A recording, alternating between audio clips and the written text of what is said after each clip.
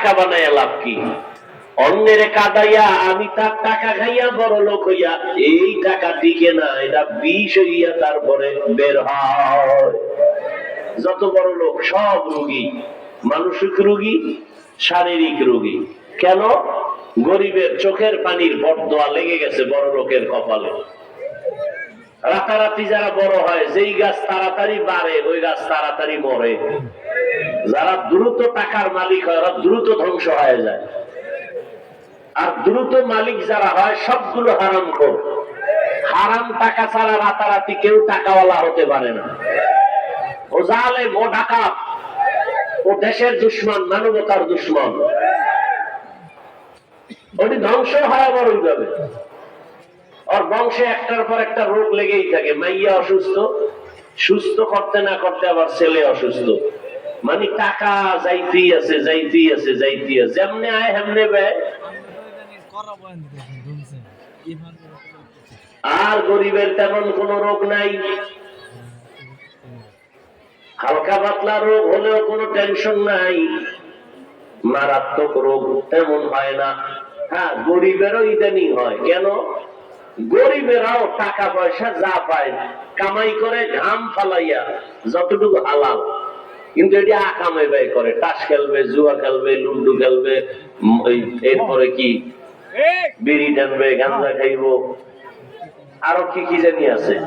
এরপরে যাইব লোন উঠাইতে। এরকম ফকিন্নির বাচ্চা কতটি আছে, ও কয়েক টাকা কিস্তিতে দিবে, দিয়া তো কিস্তি তো দিতে পারে না, ও মরে। আর মাইয়া ফোলাটিরও ধ্বংস করে, বউটাও ধ্বংস হয়ে যায়। ওর কারণে পুরো সংসার শেষ। অধিকাংশ গরিবের হালাত এই জন্য এটি মরে তাড়াতাড়ি। এটি রোগও হয় মারাত্মক। হারামে কোনো আরাম নেই।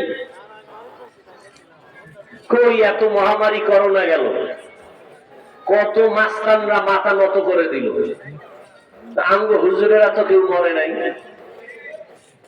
একটা মাদ্রাসা তো বন্ধ হয় নাই।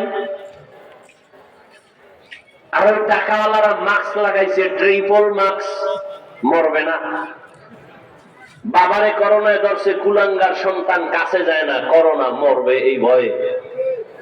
আর সেই লাশগুলো হুজুরেরা ধোয়াইয়া, গোসল করাইয়া, কাফন পরাইয়া, জানাজা পরাইয়া কবরে রাখলো। একজন হুজুরেও তো করোনায় মরে নাই। করোনায় মৃত্যু দেয় না আল্লাহ দেয়? চাকরি খাওয়ায় না আল্লাহ খাওয়ায়? গর্তের পিপিলিকার খানা কে দেয়? সরকার। নদীর মধ্যে হাজারো ধরনের মাছের খানা কে দেয়? উড়ন্ত পাখির পেট ভরে বাসায় আসে, কে খাওয়ায়? জঙ্গলের হাজারো প্রাণীর খানা কে দেয়? ওরা দামি না আমরা দামি? তো আমগো আল্লাহ দিতে পারে না? তো কুত্তার মতো পাগল কেন? খাই খাই জিন্দেগির জন্য এত পাগল কেন? অমুকেরে মারো, অমুকেরে ধরো, আর একজনের টাকা তুমি খাইয়া, এটা কি লাভ কি? তো মরার আগেই তো অশান্তি। পেট নষ্ট, কিডনি নষ্ট, লিভার নষ্ট, হারাম খাওয়ার কারণে। ঠিক মতো গরিবেরটা তো দেয় না, বরং গরিবের পাওনাটাও মেরে খায়।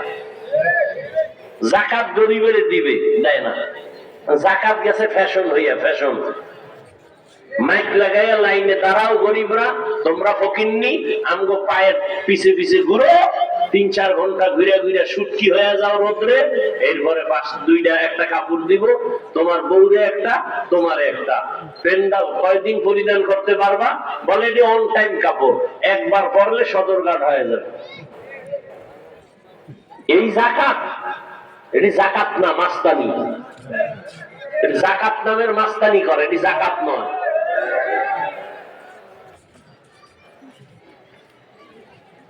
সত্য কথা বলবে কে, শুনবে কে? আমি বলতেছি। আপনাদের এলাকার কোন মসজিদের খতিব সাহেব জুমার দিন এই কথাগুলো বলুক না। বহু বেয়াদব দাঁড়ায় যাবে, হুজুরের চাই না। এরকম বেয়াদব আছে না? শিয়ালের হাতে মুরগি। কার হাতে মুরগি? শিয়ালের হাতে মুরগি দিলে যা হয়, হারামখোর, সুদখোর, ঘুষখোরকে ধর্মের চাবি তার হাতে দিলে তো ধর্মের অবস্থা তাই হয়। মসজিদের মুসল্লি চালাইবে ইমাম আর খতিব, আর এখন মসজিদের মুসল্লি না, ইমাম সুদটা চালায় কমিটির মাস্তানেরা, যারা এলাকার বড় সুদখোর। আমি এদিন ঢাকায় বলছি যে যত বড় বিয়ে